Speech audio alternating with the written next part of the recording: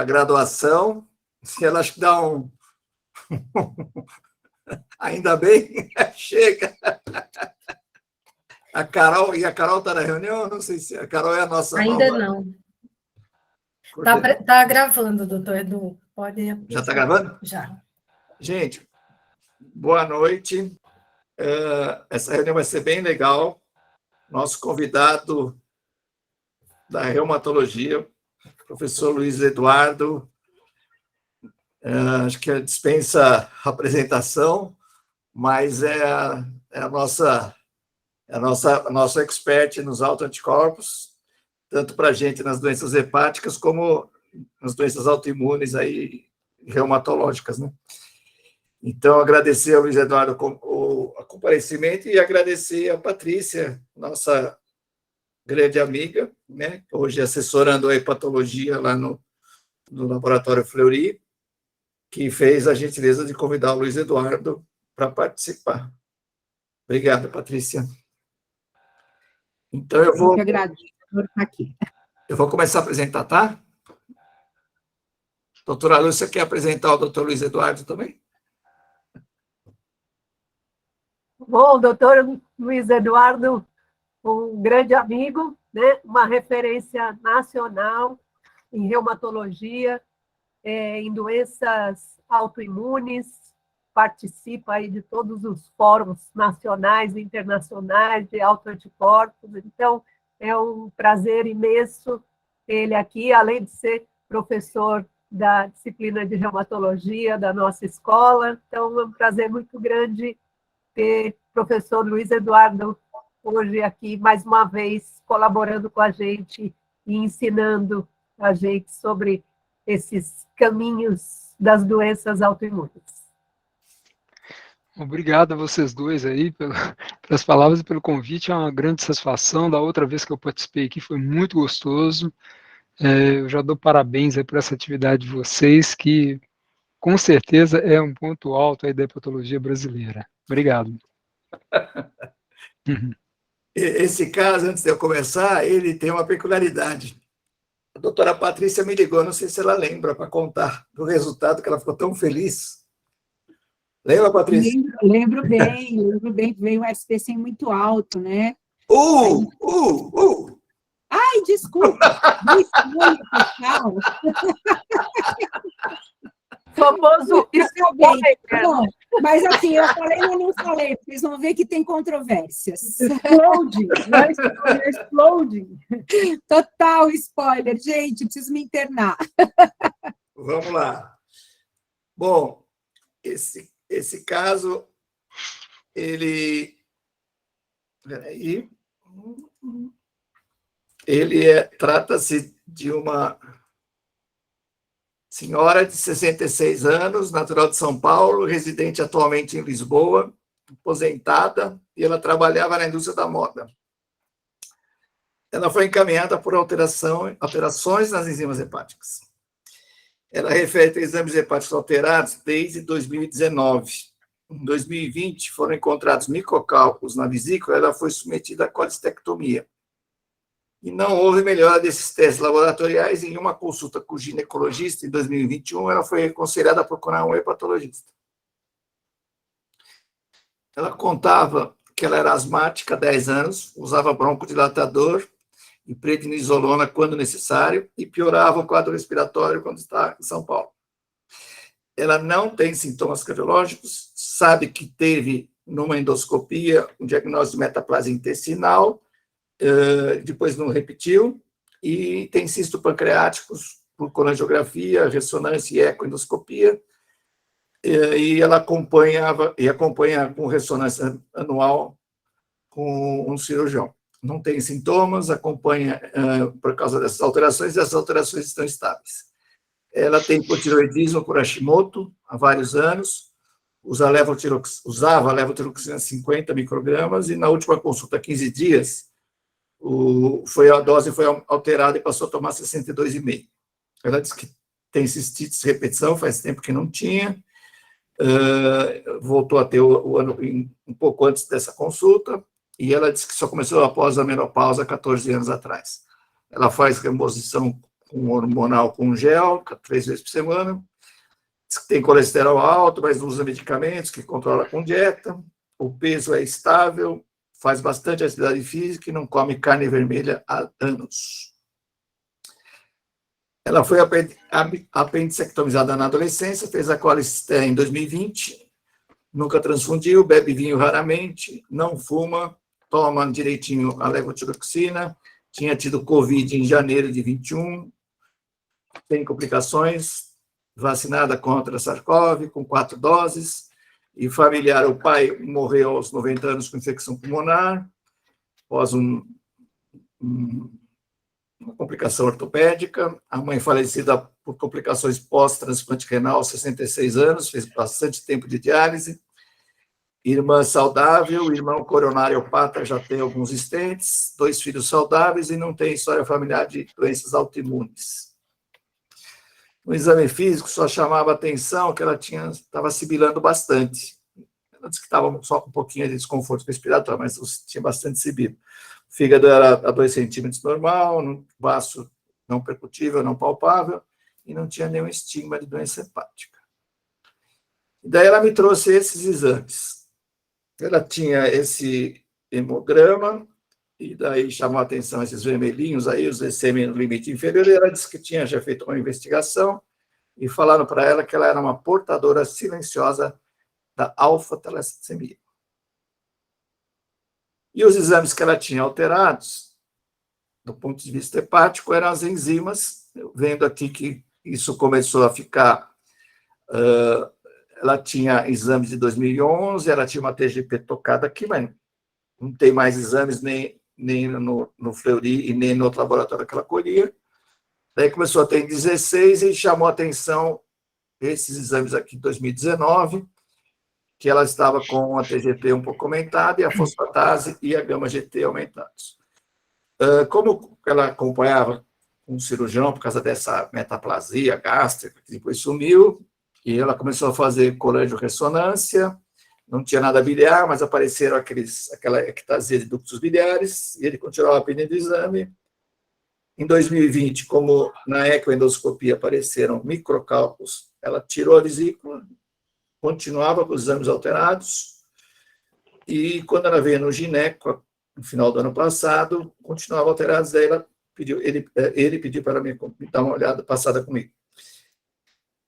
O colesterol dela aparentemente não é tão bem controlado como ela diz, né? Ela está com história familiar, ciência coronariana, apesar de ter um HDL bom, tem um LDL ruim.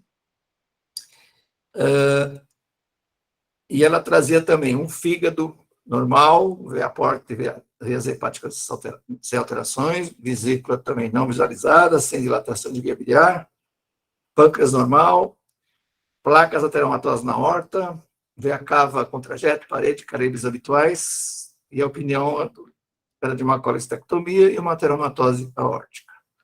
Eu vou passar já a ressonância, que ela veio com isso na mão.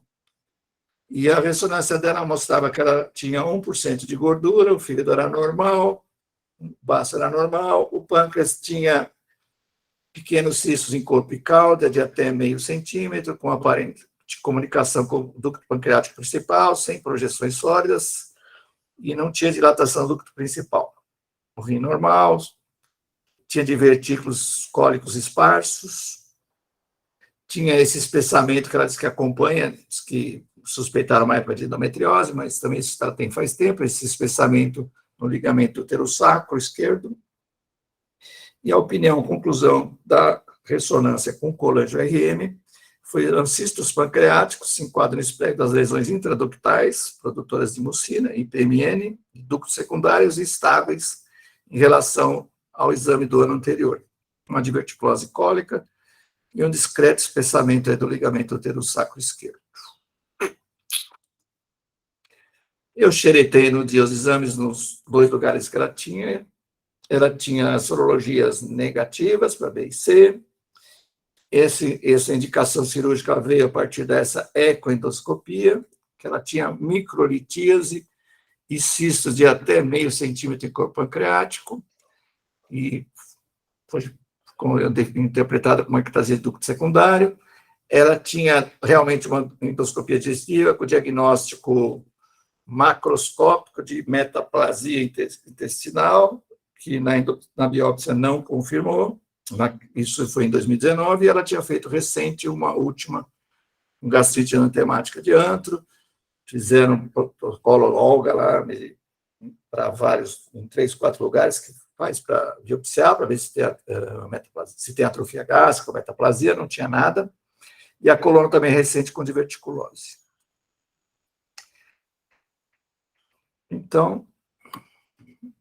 Du, só uma pergunta, quando foi a colestectomia dela mesmo? 2020. 2019. 2019, tá. 2019? Então, vamos fazer algumas hipóteses aí. Como não podia deixar de ser, vou chamar a Lívia. Livinha. Oi, doutora. Oi. Tô aqui só espiando. Você já está em Maceió? Tô em Maceió. Beleza. Hoje eu tô daqui. Doutora. Diga aí. Então, parece um paciente de 66 anos, né, doutor? Isso. É um paciente de 66 anos, que a alteração dela não tem muito alteração sintomática, né? São mais alterações nos exames, que é um padrão de colestase, né? Um padrão colestático. Por conta da idade, por conta desse padrão colestático, você pode ser um paciente que tem um antecedente de doença autoimune, ela tem tireoidite de Hashimoto, eu pensaria, a princípio, excluindo o quadro obstrutivo, que já foi feito coluna de ressonância, não tem nada, pensaria numa CBP. Acho que seria a minha primeira hipótese para ela, porque é uma colestase, sem grandes sintomas nesse momento, mas, de repente, sintomas inespecíficos, e com a idade sugestiva, e com esses antecedentes aí de doença autoimune, sem nada no exame laboratorial. Eu fiquei pensando também, eu não sei realmente, é uma dúvida, se esse hormônio em gel, ele teria alguma alteração, doutor, no exame, se poderia fazer alguma alteração hepática, esses hormônios em gel ou não, se são só hormônios via oral mesmo, que podem vir a fazer, eu fiquei pensando se isso poderia também estar causando alguma alteração hepática ou não, realmente eu não sei. E acho que foram as coisas que eu tinha pensado assim, para ela, mas a principal hipótese para mim seria a CBP mesmo, foi o que mais pensei. Ela disse que era um gel que ela aplicava 3 vezes por semana. Então, hormônio em gel pode dar alteração? É um sandogel. Não sei se seria só estrógeno. Ela disse que melhoraram bastante as cistites que ela tinha. Ela nem queria fazer, ela é meio natureba, não queria fazer reposição. O senhor sabe se isso aí pode fazer alteração hepática? Eu não sei, realmente. O Du, não é androgel? Não, é sandrogel. Androgel. Sandrogel, né? Eu não tenho como ver, deixa eu ver. Vai ver que é o androgel da Sandoz. Então, o androgel é testosterona, né? Tem Não, mas era... Agora, sandrogel, eu tô aqui procurando, não tô achando, não.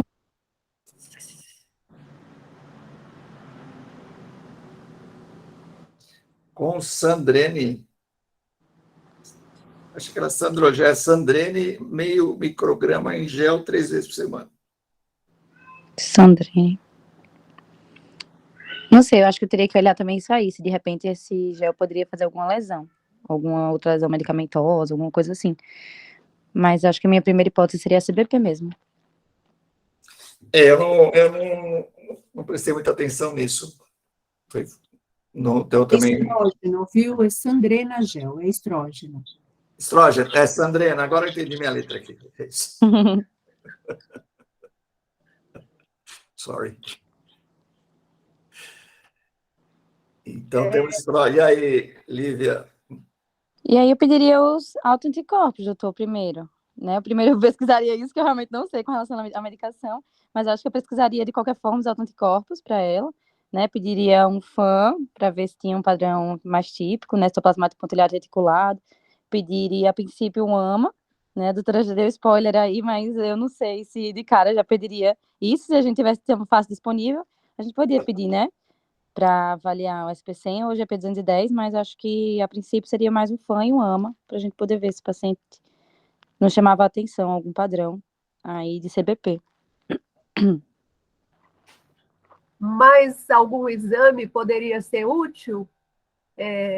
Lívia ou alguém que queira responder, além dos autoanticorpos, com essa hipótese primeira de CBP? IgM, né, doutora? Isso, o IgM, né? Que às vezes ajuda a gente também a compor o diagnóstico. Sim, Não sim. faz parte lá dos critérios, mas ajuda a compor o diagnóstico, né?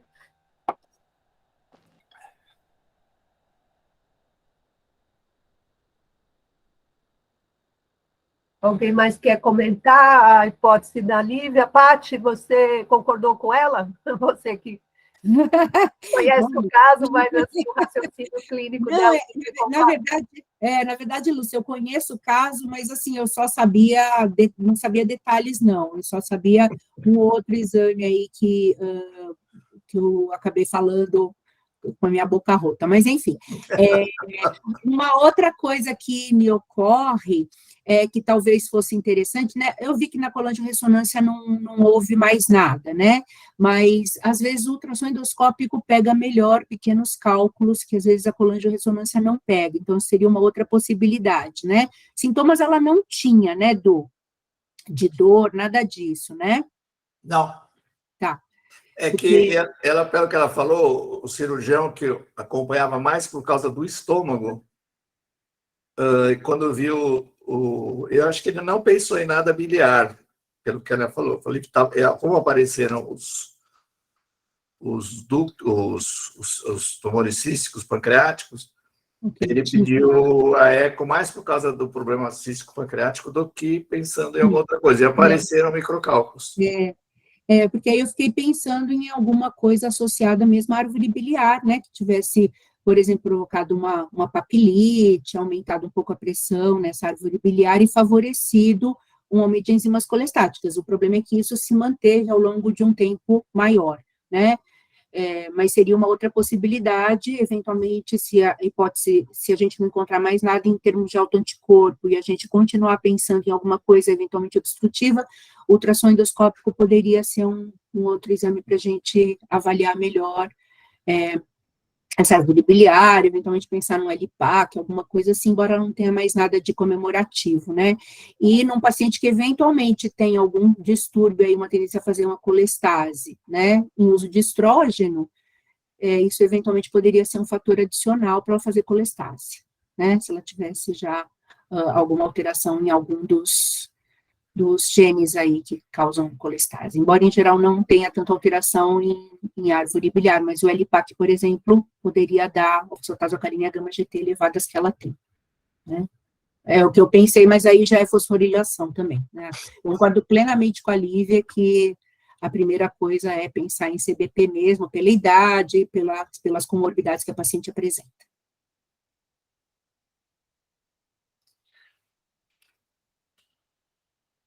Vamos em frente ver esses autoanticorpos, então? E o professor Gama vai opinar? Estou de pleno acordo já com a Lívia e com o reforço da Patrícia aí. Eu acho que assim, quando a gente tem um quadro desse que é uma mulher de meia idade com colestase crônica, com imagem, não é, que exclui doença de via biliar, não é? O diagnóstico de CBP e diagnóstico diferencial para CBP fica quase que improvável, né? Então, surpresa seria se ela lá na frente não fechasse esse diagnóstico. Mas eu queria chamar a atenção de dois aspectos. Um que o senhor falou da cistite de repetição, né? Eu tenho procurado ver nas doentes com CBP o histórico de infecção urinária de repetição.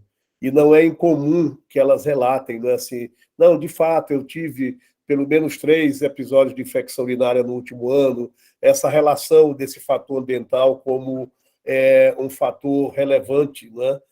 Se tinta de cabelo, se esmalte de unha é ponto de interrogação, né? A infecção do trato urinário de repetição é um fator ambiental bem definido nessa população, né? E ela tem aqui uma história de cistite de repetição que a gente fica achando que talvez seja só por alteração hormonal da mulher pós-menopausa, mas talvez tenha relação com esse fator ambiental aí é reconhecido de risco para a CBP. E a outra coisa era só para chamar a atenção do que o senhor falou ali da neoplasia pancreática intraductal, né? Que é de ducto pancreático secundário, né?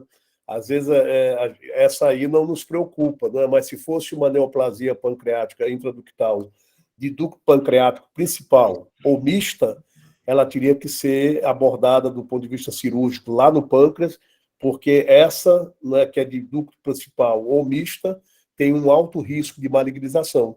Como é de ducto secundário, né, pura, a relação com câncer de pâncreas é muito, muito pequena. Só para destacar, porque foi uma descrição ali na coluna de ressonância, e aí me chamou a atenção isso. Mas em relação ao diagnóstico, eu estou absolutamente também vou junto. Doutora Maria Lúcia, já que eu troquei de função com a senhora, você ia perguntar? Não, eu acho que esse comentário do Gama aí foi muito bem lembrado, né? Da história das infecções urinárias de repetição. Isso durante muito tempo e até hoje é considerado, né, um potencial fator de risco aí para desenvolvimento de CBP. Durante um tempo se imaginou que podia ser a antibiótico terapia que se usa para essas infecções urinárias de repetição, né, que poderiam causar essas alterações, mas acho que foi bem lembrado aí esse antecedente. Eu estava procurando aqui na plateia se nós tínhamos mais gastros para comentar essa questão aí do pâncreas, e não só os hepatologistas, né? E acho que tem, a Carla está aí, né? Residente da Gastro, não está, Carla?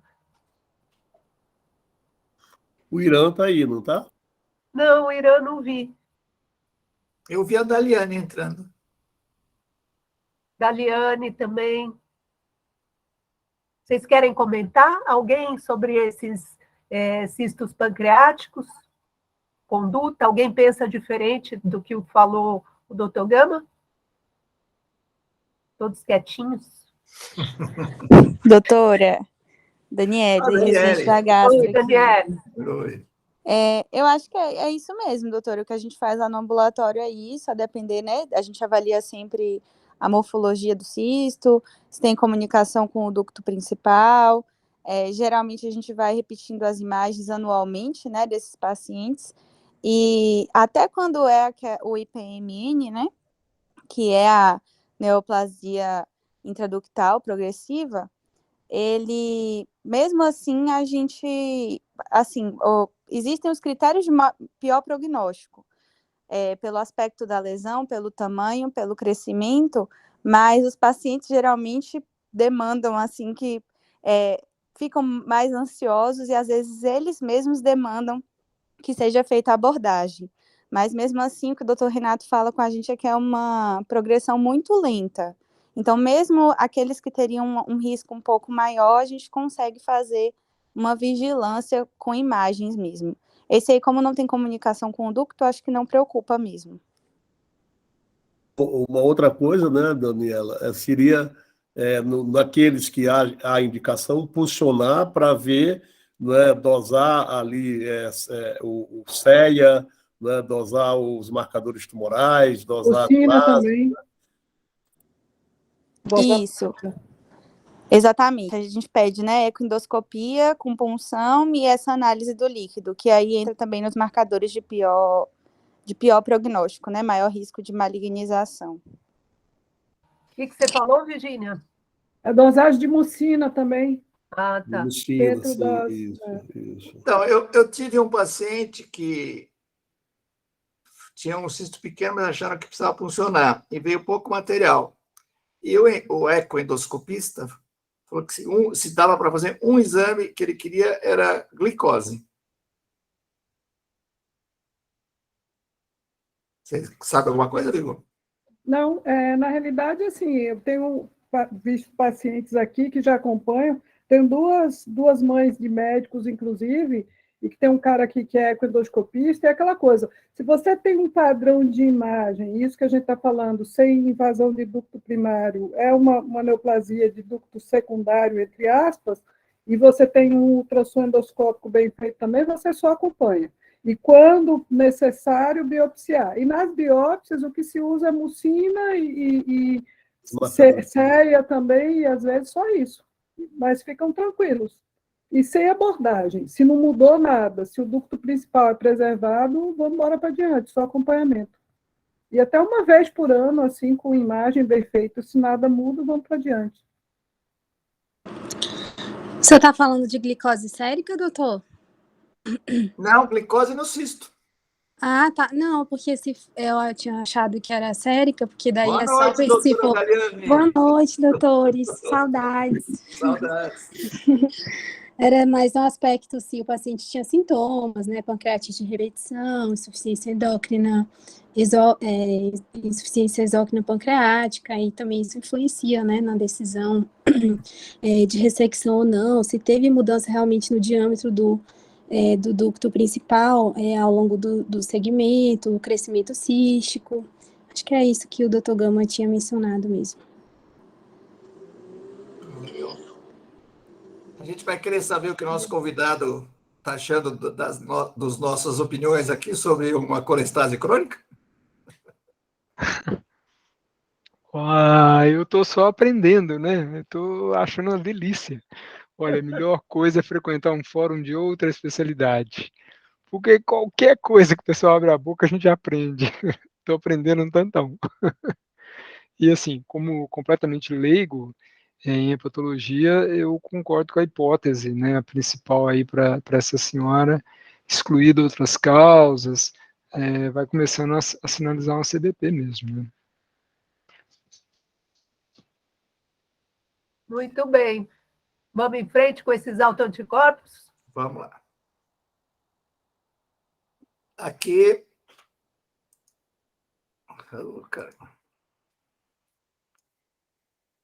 Aqui são as hipóteses que o doutor aqui fez. CDP, tireoidite de Hashimoto, asma irregular e uma dislipidemia sem tratamento. Daí eu pedi isso daqui. Eu pedi para repetir as enzimas, manteve a alteração, e até a fosfatase alcalina subiu mais um pouco. Pedi as imunoglobulinas, que a doutora Lúcia tinha perguntado. A IgM em 2016 foi alta, mas agora estava normal.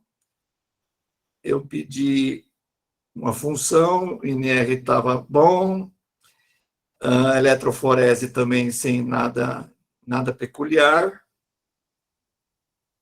e pedi autoanticorpos, junto com seroplasmina, alfa-1, e veio esse resultado.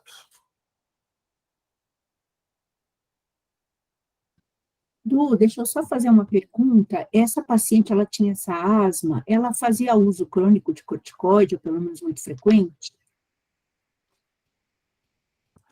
Não, mas ela disse que quando ela tinha crise, ela chegava, ela é paciente do Romaldini, ela disse que ela ia aumentando. E às vezes usava corticoide, prednisolona. Mas ela disse que ela estava usando um que ele tinha dado recente, que é o Trimble, um broncodilatador que é um triplo aí de coisas. E tem um corticoide inalatório. Costuma ter corticoide inalatório. Ela tinha densitometria, Du? Ela tem, mas ela tem uma densitometria, eu acho aquelas osteopenia. Porque eu dei uma fuçada nos exames, ela tem um pouco no Fleury e um pouco no outro laboratório. Não, só para a gente tentar também pensar no diagnóstico diferencial para essa fosfatase alcalina começando a subir, se podia ter algum componente ósseo e não só um componente hepático, né? Mas também, se ela tiver CBP, ela também tem outra razão para ter osteopenia, então as coisas vão se embolando. Corticoide, idade e, eventualmente, uma doença colestática crônica, né? Tá bom. E esse lab aí, gente? Põe de novo, por favor. Põe, deixa eu sair daqui.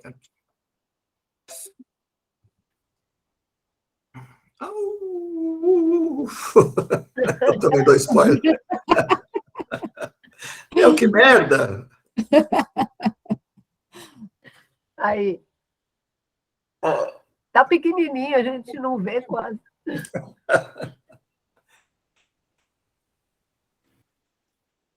Então, ela tem ama negativo, um fã reagente,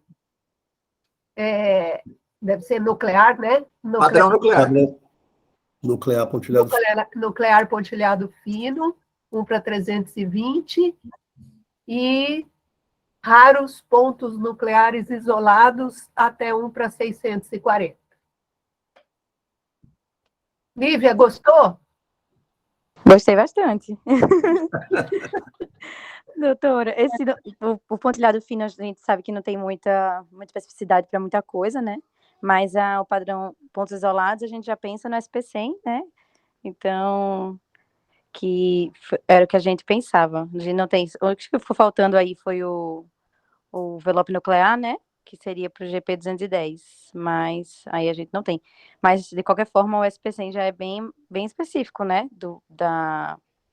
Fala muito a favor da CBP, que, assim, meio que confirma não, né? Mas é um ponto a mais no diagnóstico aí que a gente tem. Então, agora a gente tem acho que uma colestase, tem um autoanticorpo. Aí eu acho que ainda falta mais alguma coisa para poder fechar os critérios, né? Você quer comentar, Luiz? Não, bom, eu acho que todos estão bem antenados aí nos padrões do FAN, né, que a gente tem se batido aí para mostrar que, da mesma forma, quando a gente analisa uma tomografia de tórax, né, ou vários exames, a gente precisa de ver o padrão, porque dependendo do padrão vai sugerir uma coisa ou outra, né? Então tem essa história aí, e pelo que eu estou ouvindo aí, o pessoal está bem antenado. E esse padrão que ela tem, ele não sugere anticorpo antimitocôndrio, né?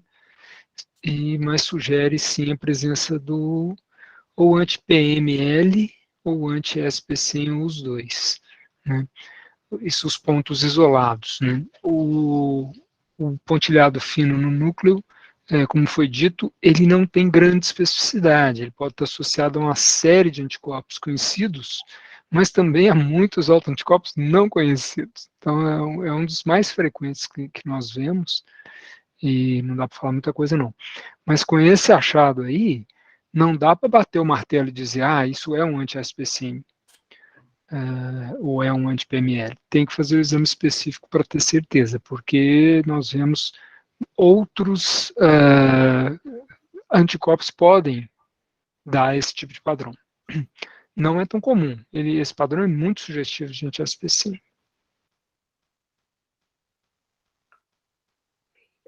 Luiz, explica para nós essas duas possibilidades, porque na nossa cabeça fica meio só o anti-SPC, né? Do PML? Isso, explica para nós. Na verdade, o PML é o nome desse corpúsculo que está rico na proteína SP100, esses corpúsculos que estão lá no núcleo, eles chamam pré-mielocytic bodies, por isso que é PML, porque foi descrito num outro contexto, nada a ver com o contexto de autoimunidade, mas originalmente foi descrito aí. E esses corpúsculos, né, nucleares, eles são ricos em várias proteínas, principalmente na proteína SP100 e na proteína PML, que ela tem esse nome, né? O anticorpo anti-SP100 foi o primeiro descrito, lá pelos anos de 1989, 1890, 91. Foi até uma moça de sobrenome Gelpi, italiana, que descreveu, e logo se viu a associação com a CBP. Muitos anos depois é que se descreveu também o anti-PML. A maioria das vezes que aparece o anti-PML, ele está associado ao SP100. E talvez por isso nem exista comercialmente disponível um ensaio para o PML isolado. Só laboratórios aí de pesquisa que fazem. E não vai acrescentar tanto em termos da informação que o SPSIM acrescenta, né?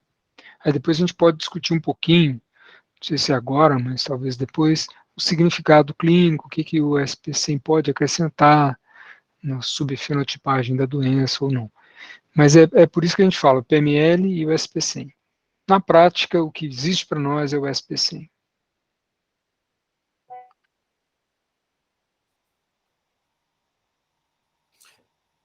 Posso ir em frente ou alguém quer fazer algum outro comentário? Eu vou fazer um Não, eu comentário queria aqui. perguntar uma coisa para o Luiz. Luiz, você acha que é obrigatório, ou é salutar, ou é recomendável, toda vez que você encontra o padrão do fã sugestivo, você pedir também o ELISA para essas proteínas, seja o GP210 para envelope nuclear, seja o SP100 para o ponto isolado, ou dá para a gente se contentar com a informação só do padrão do fã? Não, eu acho que essa pergunta é muito boa e permite que a gente enfatize um ponto que nós nos batemos muito. O padrão, ele é uma primeira sugestão, né? Ele é um sinalizador, muito importante, mas ele está longe de ser uma informação definitiva. Então é importante sim. A gente viu o envelope nuclear, principalmente se for um envelope descontínuo, não é sempre que a gente consegue dar essa informação, né? Envelope nuclear ele pode ser contínuo, bem lisinho, ou pode ser descontínuo, a gente vê ele meio fragmentado. O do GP210, geralmente, ele é desse descontínuo. Quando ele é bem contínuo, ele é mais sugestivo de anti-lamin, né, ou Lamin Associated Protein, LAP, mas muitas vezes, principalmente quando tem anticorpo antimitocôndria na jugada e o citoplasma tem reticulado, fica difícil reconhecer o padrão de envelope nuclear. Então aí fica mais difícil detalhar o tipo que é. Mas para responder essa pergunta, viu o padrão, agora eu tenho que ir atrás do anticorpo, né? E por sinal, esse padrão do pontilhado isolado, que é o do AC7, aliás, a C6, ele é muito semelhante a um outro padrão pontilhado, que é o AC7, né? E o AC6 é o que está associado com o SP100. O AC7 não. O AC7 são poucos pontos, raros pontos, está associado a outro corpúsculo nuclear, que é chamado corpo de Cajal, né? Que foi aquele citologista, neurologista espanhol que ganhou o prêmio Nobel em 1903. Ele fazia aquela coloração pela prata e descreveu tudo da histologia neurológica, né? O cara era bom mesmo. E ele descreveu esse corpozinho que ninguém sabia o que era esse corpo, até que foi descrito um anticorpo anti-P80-coilina, que só fica no corpo de Cajal. É o único lugar que ele fica. Ele tornou-se um marcador para o corpo de Cajal e explodiu a pesquisa nesse corpúsculo aí, depois da descoberta desse anticorpo. Só que esse anticorpo, anti-P80-coilina, que dá o padrão AC7, poucos pontos nucleares, raros pontos nucleares, ele não tem associação clínica nenhuma. Tanto é que a gente nem tem ensaio de ELISA para esse anti-P80-coilina. A importância para nós aqui é saber que ele pode simular um AC6, que tem importância clínica. Então aí, Lu, você vê o que você está falando, você viu o padrão, você tem que confirmar o anticorpo, né? Dependendo do substrato de célula REP2 que está sendo analisado e da experiência de quem está analisando, a pessoa pode pegar e comprar gato por lebre, né? Achar que é um AC7, é um AC8, e às vezes é difícil mesmo. A distinção é que o AC7, poucos pontos, ele dá 2, 3, 4, 5 pontos por núcleo. E o AC6, que é do SP100, ele já dá mais. Ele chega a dar 15 pontos. Não é a regra é mais 5, 7, 8 pontos, né? Agora vejam que isso é um terreno meio nebuloso aqui. Então, não é tão confiável. Tem que fazer o ELISA. E eu acho até que esse deu AC7, não foi? Deu. Foi, né? Deu AC7. Deu AC7. Porque a gente andou difundindo a informação que essa história de mais que 10 pontos, menos que 10 pontos, já não estava sendo tão valorizável no diagnóstico CBP, né? Mas, na verdade, pelo que você está falando, assim, a quantidade, ela tem uma certa importância, sim, né? Não sei se é mais que 10, menos que 10, mas se eles forem raros, tem pouco significado, se eles forem muitos, eles reforçam mais o diagnóstico, né? Uhum. Olha, Lúcia, esse fato de você dizer nós andamos divulgando, Eu isso vi. Não, mas está certo, porque o próprio Consenso Brasileiro de Infantes tomou essa decisão vários anos atrás, tomou a decisão de, olha, nem sempre a gente consegue distinguir, vamos embolar tudo em pontos isolados nucleares, não é para fazer distinção. Recentemente, o Consenso Brasileiro reviu essa decisão e volta a recomendar que se procure fazer distinção. Tá. Né? Então, e o consenso internacional, o ICAP, nunca aboliu a distinção entre os dois. O que acontece é que é difícil, assim como do envelope nuclear, liso ou pontilhado, descontínuo. Né? Não é tão fácil, já é uma finesse mais difícil. Mas não é porque é difícil que você vai jogar a toalha. Né? Então, vamos procurar e tentar distinguir e sinalizar. Né? Inclusive, tem a recomendação do consenso internacional, do ICAP, e do brasileiro agora, porque ele pegou carona nessa recomendação, de que quando o laboratório achar duvidoso, ele põe AC7, AC6/AC7, e diz que está difícil. A mesma coisa com AC11/AC12, que é envelope contínuo e descontínuo. Né? Não é só o número, não. É o número, o tamanho e o brilho que são diferentes. Né? Então, o AC6 do SP100, ele é mais numeroso, menorzinho e muito brilhante. Parece um diamantezinho, mas aqueles brilhantes bem assim. O AC7, ele já é menos numeroso, ele já é maiorzinho e é um pouco mais fosco, ele não brilha tanto. Tá vendo? É muita sutileza, muita nuance, ou seja, muita chance para se errar. Né? E, Luiz, eu vou fazer um parênteses aqui para te fazer um pedido, você pensar nisso.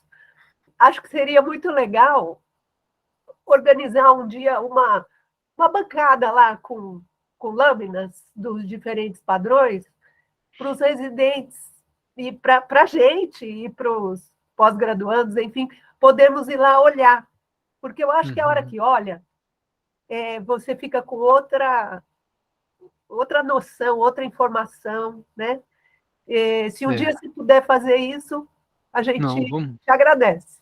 Vamos organizar, sim. Conversar com a Silvia lá, a gente prepara umas lâminas para vocês. Isso. Agora, vem cá. Eu vou falar. Vocês conhecem o site anapatterns.org? Sim. Tá.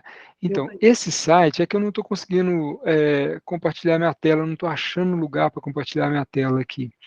Mas esse site, você navega nele e tem milhares. Ai, meu Deus, olha o exagero, né? Tem assim, para cada padrão tem umas 7 a 9 imagens. E elas explodem grande na tela.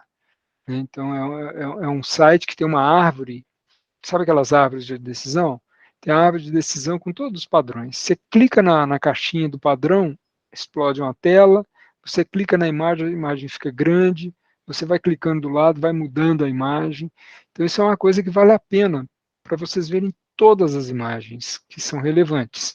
Padrão homogêneo, pontilhado fino, pontilhado grosso, envelope nuclear contínuo, descontínuo, o AC6, AC7, o AC21 da mitocôndria, né? É bem útil. Chama anapatterns, tudo junto, .org. Muito bom. Então, só uma dúvida, doutor Eduardo. Isto, assim como Desculpa, o Gama. padrão, só para concluir essa dúvida que a doutora Lúcia levantou aí, tanto para o padrão envelope nuclear, quanto para o padrão nuclear pontos isolados, e assim também para o citoplasmático pontilhado reticulado, né, você deve solicitar sempre o autoanticorpo que seria específico na correlação com esse padrão de FAM, na imunofluorescência. Então, eu não posso dizer que um paciente que tem um citoplasmático pontilhado reticulado não reagente não tenha um AMA reagente, ou o contrário. É muito importante. No caso do AC21, que é o citoplasmático pontilhado reticulado, tem um padrãozinho que simula ele, que emula ele, que lá no laboratório a gente chama de cito bobo, porque é um padrão citoplasmático bobo, ele não tem muita relevância. Mas não é difícil as pessoas interpretarem esse padrão como sendo o verdadeiro cito reticulado, né? E mesmo quando é o cito reticulado, mesmo quando é ele, é fundamental. Eu já vi vários casos que aparece o padrão e não se confirma o anticorpo antimitocôndrio. Isso é importante, né? Porque foi na tese da como chama, doutora Lúcia? Esqueci o nome dela, Natália, não é? Que ela colocava sempre, não é? Alguns pacientes tiveram o padrão citoplasmático pontilhado reticulado reagente em título de 1 para 640, mas o AMA não reagente. E na banca alguém chamou a atenção de que não, isso está errado porque as duas coisas são a mesma coisa sempre. Se tem um, tem o outro. Não é verdade, né? E não é bem assim. Não é bem assim, né? Então, e a gente tem, né, no ambulatório, sim, vários casos, né? Com o exatamente. citoplasmático pontilhado reticulado reagente, a gente vai atrás do AMA e não há, né? E aí, só a última pergunta para não atrasar muito. Nesse caso, que essa paciente que a gente está discutindo com o diagnóstico de CBP, e ela tem aquele padrão nuclear pontilhado fino, 1 para 320. O senhor recomendaria solicitar o SSA RO52 para ela? Eu acho que vale a pena, sim, né? O RO52, ele sozinho, ele não gosta de dar reatividade no FAM, é muito gozado isso. Ele frequentemente ele é FAM negativo. Mas tem casos que ele aparece, né? E de qualquer forma, o padrão pontilhado fino no núcleo, ele sinaliza a possibilidade do SSA 60, né? Que muitas vezes está acompanhado dos 52. Então, eu, estando ali, eu faria já a investigação dos dois. Eu perguntei isso porque recentemente eu tenho vi 2 trabalhos que falam do anti-RO, do SSA RO52, como um possível marcador de mau prognóstico na CBP. A gente já sabe dele lá na hepatite autoimune, não é, com SLA, mas esses 2 trabalhos que eu vi mencionar, o SSA RO52, ele também trazia o dsDNA, que é altamente específico para lúpus, numa casuística de pacientes com CBP, como sendo um marcador de mau prognóstico para aquela população. E aí, como eu vi esse padrão de FAND, seria interessante firmar nessa paciente se ela tem ou não o RO52, por exemplo, né? Eu concordo. O RO52 está se revelando um anticorpo muito promíscuo, ele aparece em muitas condições, até no câncer, e ele gosta de sinalizar mau prognóstico. Por exemplo, nas pneumopatias intersticiais, aquela síndrome de sintetase, né? Quando você tem o RO52, é uma pneumopatia bem mais grave. Então, ele tem essa conotação.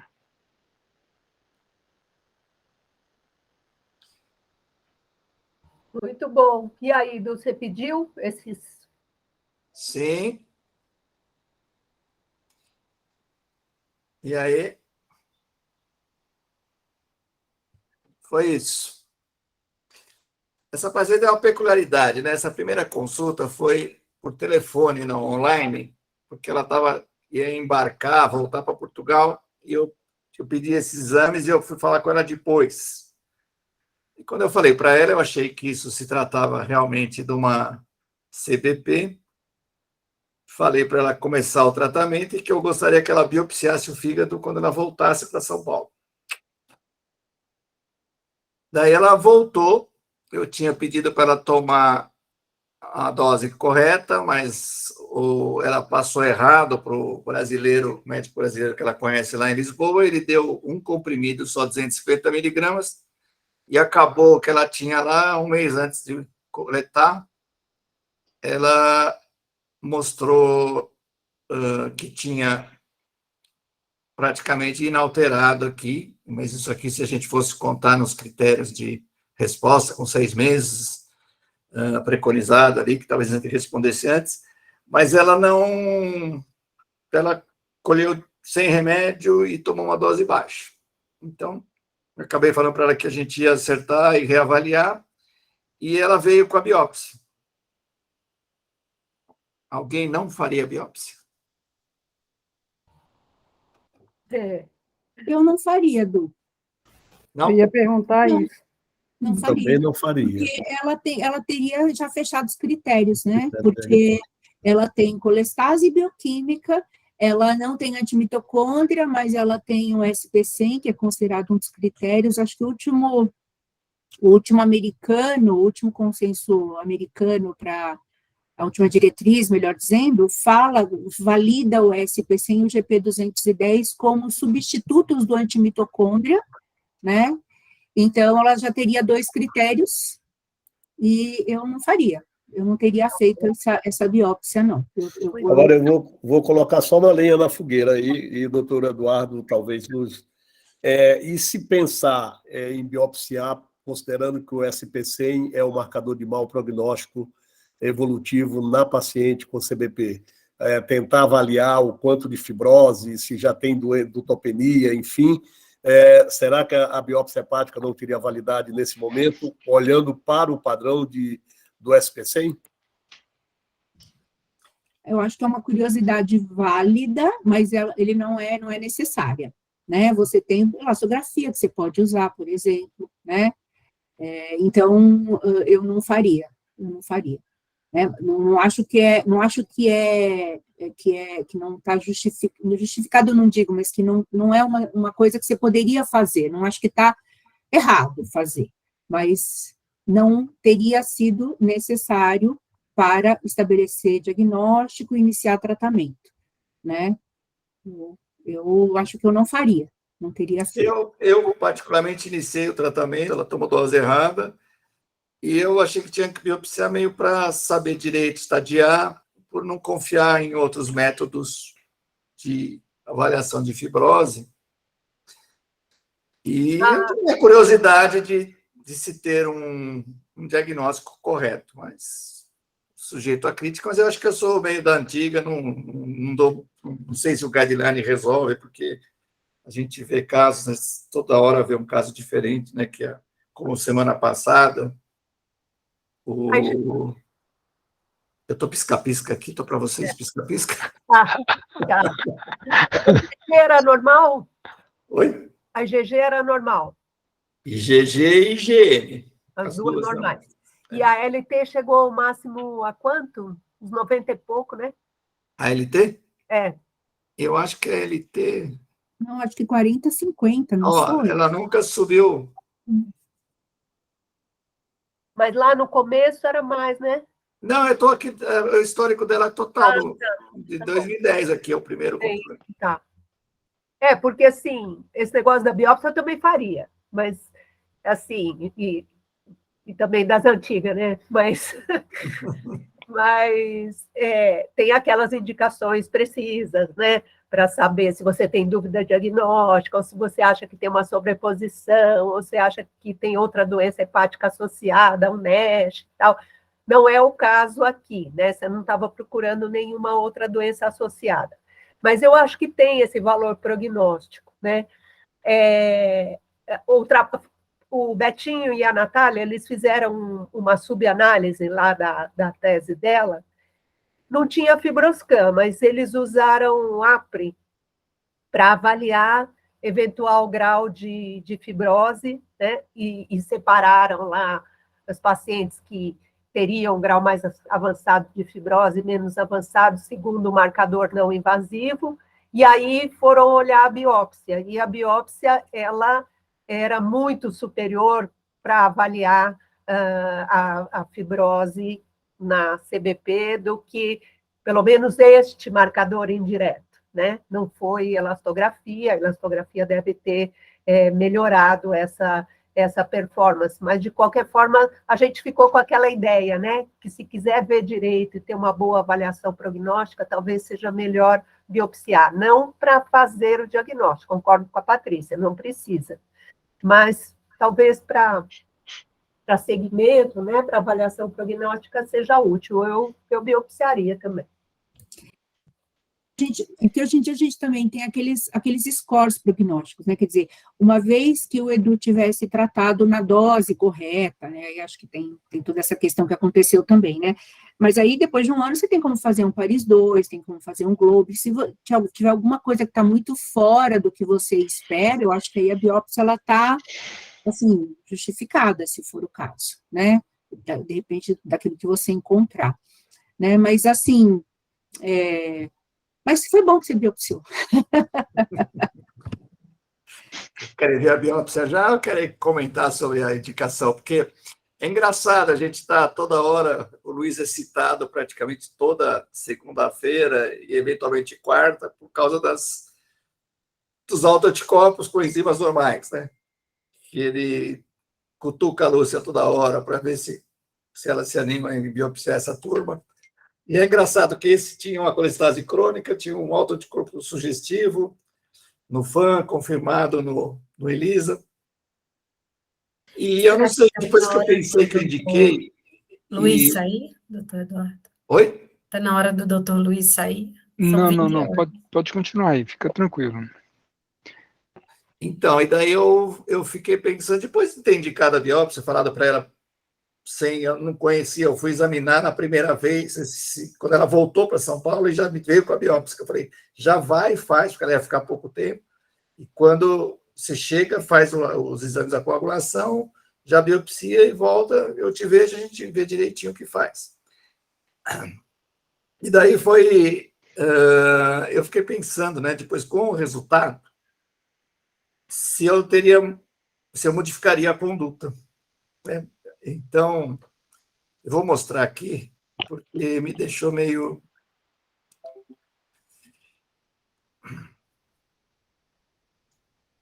A biópsia foi isso. Eu até acho que tinha falado para a Patrícia que tinha mais espaço, mas são 16 espaços fortes, sem fibrose, mínima inflamação portal, linfocitária, raros focos, necrose lítica, de hepatose no parênquima, sem lesão de ducto biliar original, nem granuloma, nem siderose, nem esteatose, nem fibrose. E o pessoal do Oswaldo Cruz laudou como um fígado reacional, sem lesões biliares, sem fibrose ou esteatose.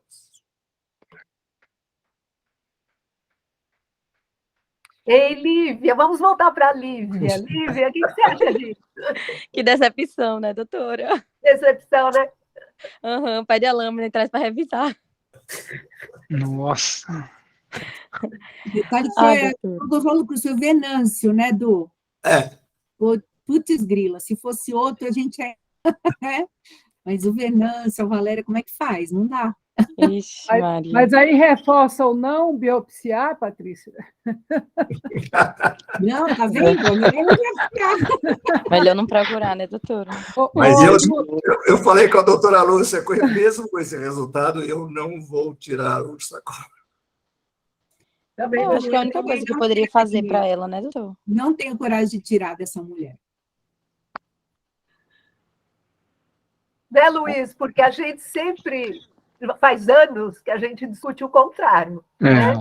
A gente encontrar lá o autoanticorpo positivo, a ausência de colestase, fazer uma biópsia, porque a lesão já vai estar lá, antes da alteração bioquímica, né? E aqui nós temos o inverso, ela tinha uma colestase franca ali no laboratório, um autoanticorpo positivo, e a gente vai lá e não acha nada.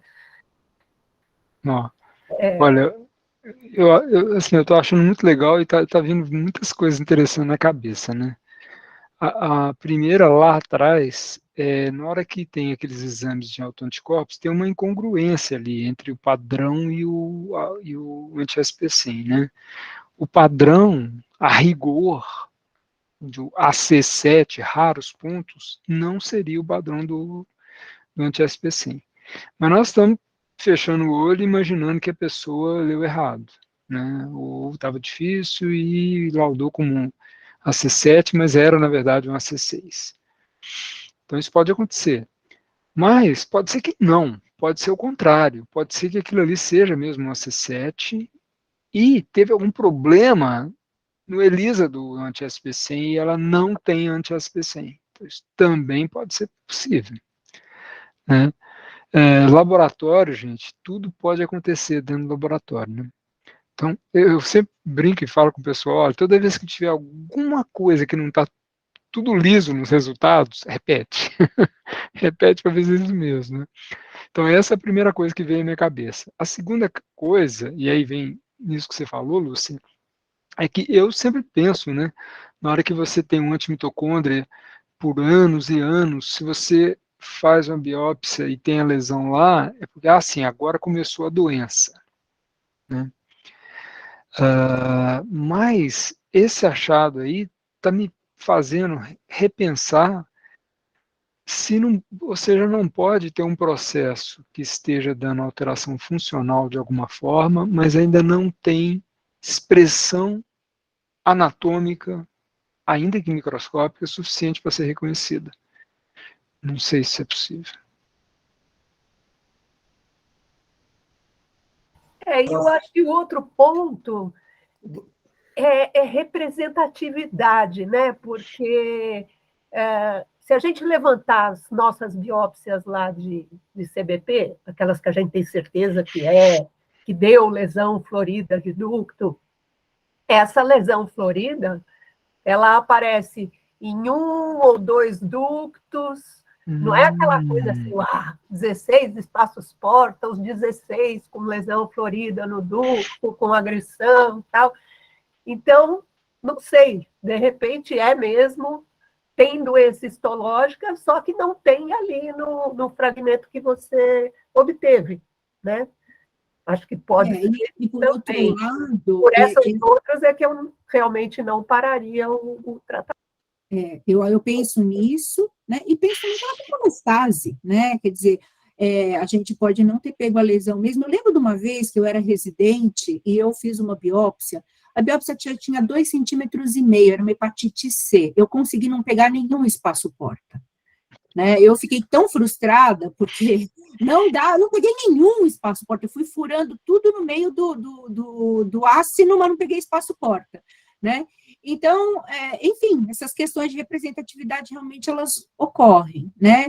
E é o que eu falo, né? Quer dizer, focinho de porco não é tomada, né? Quer dizer, a gente pega uma paciente de 60 e poucos anos, que tem uma doença hepática autoimune, que teve lá suas infecções urinárias, como o Gama bem lembrou, que tem um padrão colestático, que vem com um SP100 muito positivo, né? Veio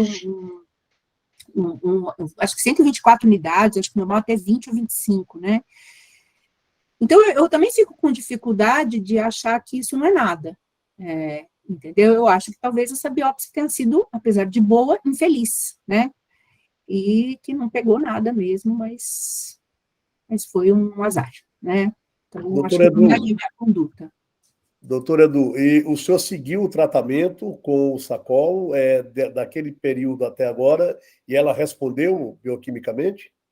Não, é recente, Gama. Ela tomou, ela fez em novembro, a gente conversou até ela conseguir a receita lá em Lisboa. Sim. Ela tomou um comprimido de 250 até abril. Quando ela colheu o controle, ela já estava um mês sem nenhum remédio. Tá. E ela fez a biópsia um pouco antes, a biópsia ficou pronta, ela veio aqui e já estava indo embora. Tá. Então, que ela mora lá, né? Ela vem aqui ver a mãe, eu não sei quem, eu não sei se é a mãe ou uma irmã, ela vem ver família.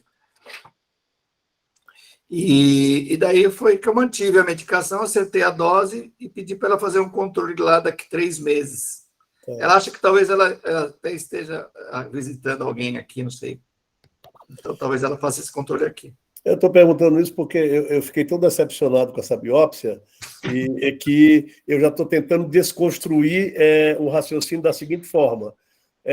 Patrícia tinha levantado aquela causa lá no início, uma mulher de 66 anos de idade, usando corticoide de vez em quando para aquela asma de difícil controle, tem a menopausa, tem o corticoide. Será que essa gama-GT é promíscua ali? Está ali, entendeu? E aquela fosfatase é só óssea, por exemplo, né? E, na verdade, ela tem o SP100, uma gama-GT ali alterada, e a biópsia está corretíssima, ela não tem ainda CBP, e poderá vir fazer isso no futuro, e se fizer a fração óssea da fosfatase alcalina, vai se surpreender com um nível elevado da fração óssea. Só para a gente não ficar tão decepcionado com tudo que vinha parecendo ser CBP, e uma biópsia que é bem feita, bem laudada, e não tem nada para CBP. Mas aí vai desconstruir outra história que a Patrícia estava defendendo dos guidelines, e com o GP100, etc, etc. Aí jogou duro. Ou a doutora Maria Lúcia queria saber da transaminase, que de repente, se ela tivesse mais transaminase, podia ser uma pitada de inflamação e achar um infiltrado inflamatório aí, uma síndrome mista. E eu já estava aqui dizendo esse SP100 vai trazer alteração com dutopenia, vai ter já ponto de nódulo, eu já estava associando ele aqui, e é decepcionante. Então, mas se isso que você está falando for verdade, acho que é um raciocínio possível também, né? Você explicar a gama-GT de outro jeito, a fosfatase de outro jeito. Se isso for verdade, esse ursacol que ele está dando, daqui 6 meses, não vai ter efeito nenhum, né? Eu acho que o tempo vai dizer se tem sentido tratar ela com ursacol ou não, né? Tudo isso vem de acordo que, então, precisava fazer a biópsia, né? Aí o doutor Eduardo estava certo, tinha que fazer a biópsia. Os cabelos brancos do doutor Edu estavam corretos, né? Obrigado, Gama. Gente, eu não sei se alguém quiser fazer algum comentário a mais em relação ao caso específico. Acho que a Patrícia vai fazer uma apresentação, né, Paty? Sim, eu fiquei procurando causas de SP100 positivo sem ter CBP. Na verdade, foi basicamente isso que eu quis procurar, né? Então, acho que você precisa parar de compartilhar, Bu. Parar a apresentação. Mas, na verdade, assim, é uma coisa muito simples, viu, gente? Eu só quis trazer aqui alguns elementos para a gente não ficar completamente...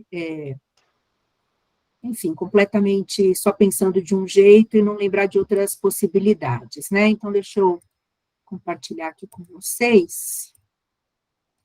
Vocês estão conseguindo ver? Sim, sim. Tá.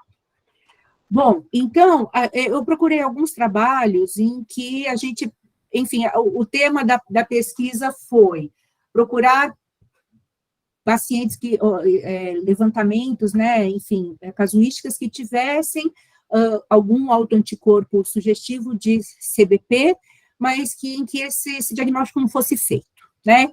Então, um dos estudos que eu levantei foi esse aqui do Hepatology. Esse estudo é um estudo de um grupo francês, né, em que eles, então, fizeram uma caracterização de pacientes com anticorpos antimitocôndria, nos quais eles não conseguiram estabelecer o diagnóstico de CBP, né? E, rapidamente, aqui a gente vai ver o índice acumulativo de diagnóstico de CBP ao longo dos anos, porque eles seguiram esses pacientes ao longo do tempo. Se eu não me engano, a mediana de follow-up foi 4 anos, né, dos pacientes com antimitocôndria positivo. E eles viram que alguns pacientes acabavam fazendo o diagnóstico mais tardio, mas isso ficava em torno de 30%, 40% dos pacientes, né?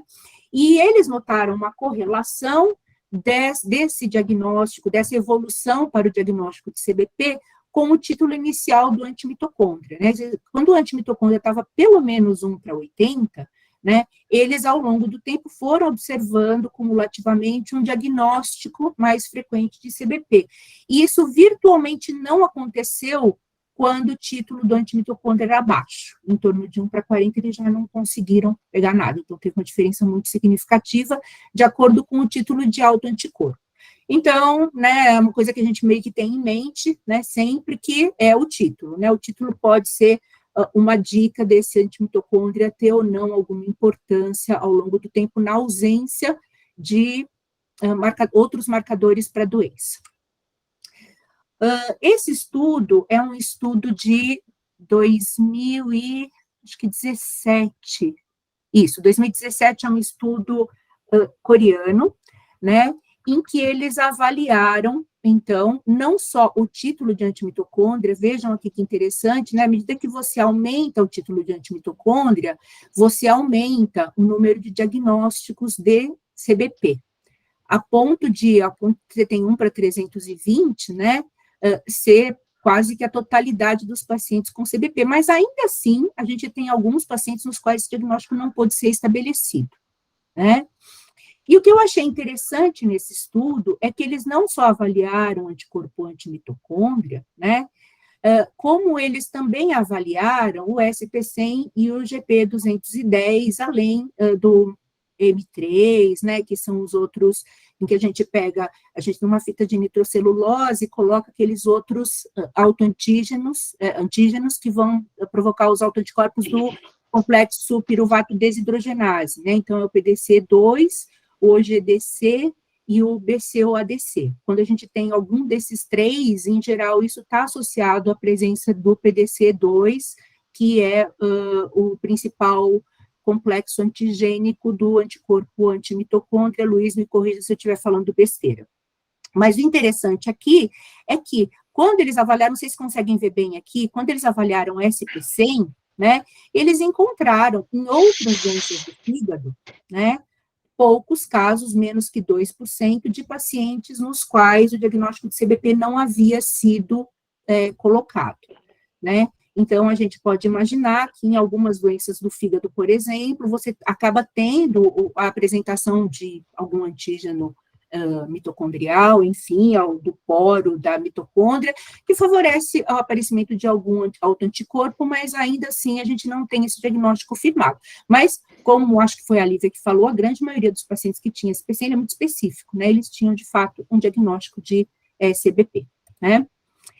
Esse estudo aqui é um estudo que eu fui procurar e eu dei com esse estudo, que nada mais é do que um estudo da Alessandra De Lavance, do Luiz Eduardo e do Eduardo Cansado, em que eles, então, avaliaram 212 pacientes que tinham AMA positivo, né, e eles dividiram em 4 grupos, né, um grupo que tinha um diagnóstico definitivo de CBP, 93 pacientes, outro que tinha CBP com alguma doença autoimune, 37, pacientes com bioquímica normal, 61, e alguns que tinham a bioquímica normal, embora tivessem alguma doença autoimune, né?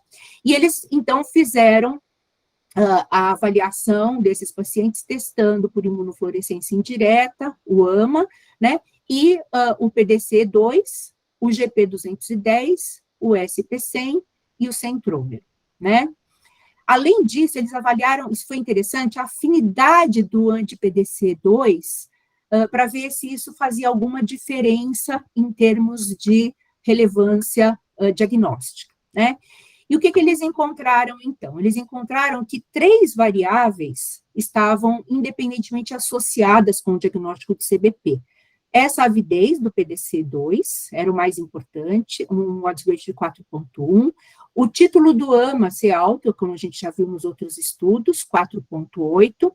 E você ter mais de um anticorpo contra mais de um daqueles 3 antígenos, né? Então, isso também aumentava muito a chance da gente ter um resultado de fato positivo nesses pacientes. E aqui o que eu achei interessante é que, eu não sei se dá para vocês verem, deixa eu tentar ver se eu consigo aumentar aqui, peraí. Não sei se dá para vocês verem aqui. Vocês estão vendo? Deixa eu ver. Sim. Peraí. Aqui, o que me chamou a atenção é que aqui a gente tem os diferentes autoanticorpos, então aqui é o anticentrômero, né, e aqui é o grupo com CBP, eu vou me ater aqui ao grupo com CBP e ao grupo bioquimicamente normal, né, então o anticentrômero, por exemplo, ele estava muito mais associado aos pacientes com CBP e raramente ele era positivo nos pacientes bioquimicamente normais. O GP210 da mesma forma, né, mas a gente tinha alguns pacientes bioquimicamente normais aqui com anti-GP210 positivo. Mas o que me chamou a atenção foi que o SP100, ele foi o mais promíscuo, né, como a gente está com a palavra aqui, usando a palavra muito hoje, né. Então, olha, no CBP, nos pacientes que tinham CBP e alguma outra doença, mas olha os bioquimicamente normais, como tinha SP100 aqui, né. É diferente desse contexto que a gente está vendo agora, é uma paciente que tem uma colestase, né, mas me chamou a atenção, e era uma coisa que eu não esperava, por saber da alta especificidade do SP100, que a gente tivesse esses resultados aqui, né. Aqui é só para lembrar, esse aqui é um estudo bem conhecido do Nakamura, né, que a gente tem vários autoanticorpos que estão presentes na CBP, a gente sempre lembra do mitocôndria, a gente sempre lembra do M2, que é o PDC2, mas a gente pode ter também no imunoblotting outros autoantígenos que nem sempre a gente consegue pegar no anti-M2, né, o anti-GP210, todos eles com uma especificidade muito alta, né, e o SP100. O Luiz falou do PML, né, e do centrômero, que não é alta especificidade, mas que nos aponta, eventualmente, para um prognóstico pior. E esse estudo do Nakamura, eu acho que foi um dos primeiros em que ele falava a respeito desses marcadores, como o GP210 e o centrômero, em termos de prognóstico, né? Então, o que ele observou é que o anti-GP210, ele tinha uma tendência a ter uma falência hepática mais rápida, esses pacientes evoluem mais rapidamente para falência hepática, os pacientes com anticentrômero nem tanto, mas eles tinham uma tendência a desenvolver mais hipertensão portal, ao contrário dos outros marcadores que fariam com que houvesse, então, uma progressão, que fosse a progressão usual da CBP, que é mais lenta mesmo, né? Mas eu queria também lembrar que a gente tem outros autoanticorpos que estão sendo descritos, né? E os dois mais recentes são esses aqui, são o anti-KELT12 e o anti-exoquinase 1.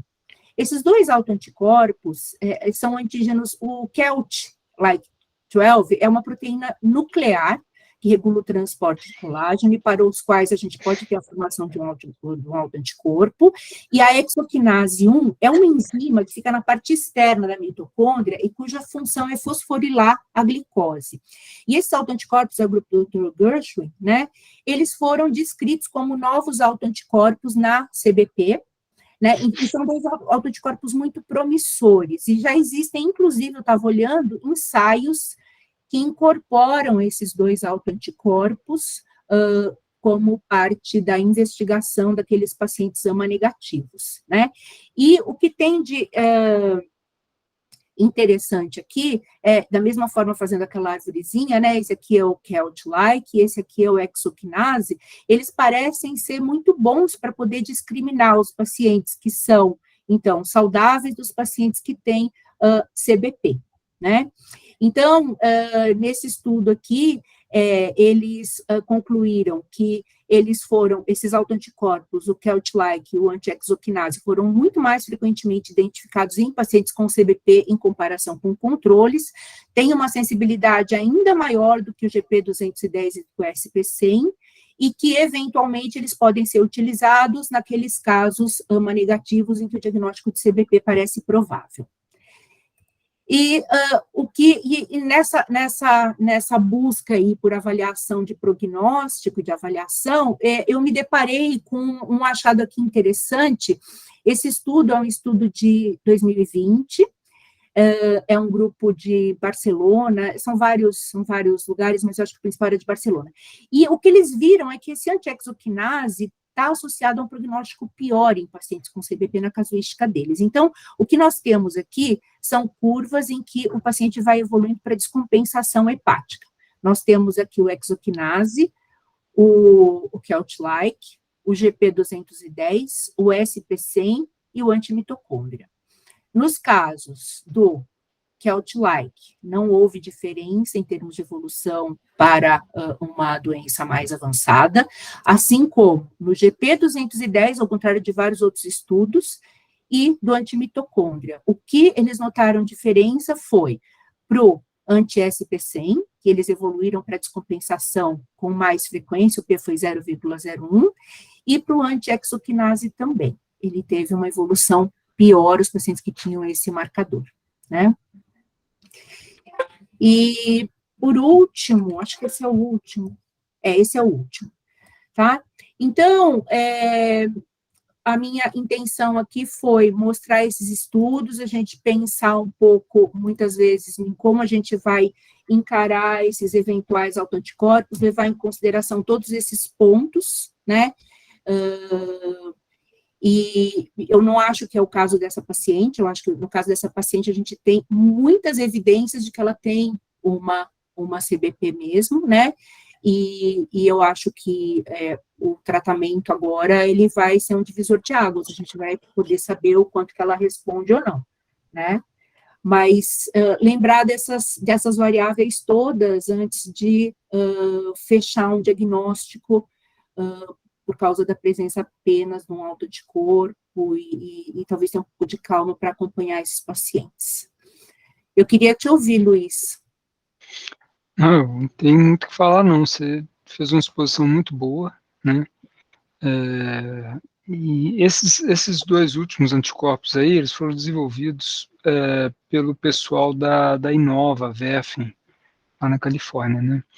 Esse Gary Norman é um rapaz muito bom, é diretor científico lá, e se dedica muito a isso. Parece que é um anticorpo interessante, tem que ter mais estudos mostrando a real especificidade, né? Se confirma esses dados de prognóstico, mas pode ser um marcador também que ajude. Com relação aos demais, é bem isso aí. Enriqueceu bastante o mundo de autoanticorpos na CBP, assim como na hepatite autoimune, né? E a gente vai aprendendo. Agora, os anticorpos são essa história, nós temos que usá-los sempre com o pé atrás, porque nos estudos eles mostram boas correlações, no dia a dia funciona muito também, mas tem paciente que não lê o livro, não adianta, é muito gozado. Então, eles são marcadores Eles não leem os importantes. livros. Não leem os livros, exatamente. Mas eles são só mais uma pecinha aqui no tabuleiro, né, para a gente julgar.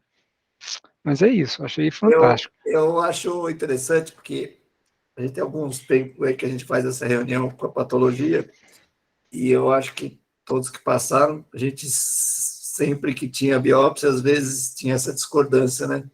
De a gente apostar que ia ser uma doença biliar e uma doença parenquimatosa, ao contrário também. E realmente é uma área super interessante de pesquisar, ter critérios bons prognósticos, né, exames bons para a gente tentar decidir. Agora, critérios até depois de usar o remédio, se vai ou não. Né? Então, é muito interessante e ainda com esse enriquecimento para a gente melhorar nosso diagnóstico, né? Achei bem legal. E realmente eu fiquei surpreso, e vocês sabem que eu sou meio bocudo em alguns momentos, e a mulher me perguntou como que os outros médicos que estão me examinando nunca fizeram esse diagnóstico. Quase que eu falei, porque eles não estudam. Eu me ferrei, né? E eu me ferrei, porque o cirurgião que acompanhava era meio prof, ele é meio... Eu até assisti ontem um filme Estava chegando em casa, está passando no Canal Brasil, A Difamação do professor Henrique Walter, né? Não sei se vocês viram, a história das diretas já, quando o Tancredo morreu, toda a arrogância do Henrique Walter, ele foi jogado na merda, né? Como a ciência, a medicina... Não sei se vocês viram esse filme. Esse Henrique é aquele de Brasília? O Henrique Walter é o professor Pinotti, do Exoco, Pinotti. titular do HC. Sim, Não, não sim, foi ele que viu sim. essa paciente, eu só lembrei Não, eu sei, sim, sim. dele. De eu chegar em casa, eu falei, putz, eu também acabei insinuando que os outros médicos não sabem fazer diagnóstico CBP. E eu sou fodão. É que para mal dos pecados ainda apareceu uma microlitíase, né? Você quer que o cirurgião pense o quê? Vamos tirar essa visita.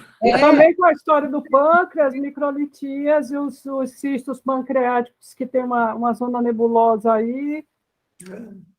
Tá bom. Mas essa biópsia normal me enfiou um rabo no meio das pernas. Falei para ela que eu não tiraria o remédio. Nossa, Que a biópsia seria mais para estadiamento do que qualquer outra coisa. Graças a Deus, ela estava sem fibrose. Exato. Aí o cirurgião vai falar que não tem CBP. O cirurgião vai falar que não tem. Olha, a biópsia não mostrou. Se não tem CBP, o médico está inventando. muito bom. Gente, eu vou agora ter que sair mesmo. Muito obrigado, caso interessantíssimo. Medicina é foda. Luiz, Gente, super obrigado aí. Obrigado, doutor Luiz. Aceitar o nosso Obrigado. convite. Eu que agradeço, gente. Muito legal. E, Patrícia, obrigado por convidar o Luiz. Obrigado por sua revisão. Doutora Lúcia, Gama, todos os nossos parceiros aí. Um abraço, doutor. Beli, Virgo, nossos residentes. Então... E boas férias. Até a volta. A terça-feira que vem nós estarei presente. Doutora